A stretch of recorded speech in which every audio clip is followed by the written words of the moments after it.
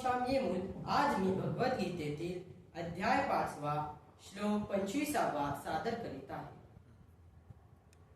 लभन्ते ब्रह्म निर्वाण ऋषयः क्षीणकल्पषः छिन्नद्वैधा यदात्मानः सर्वभूतहिते रतः.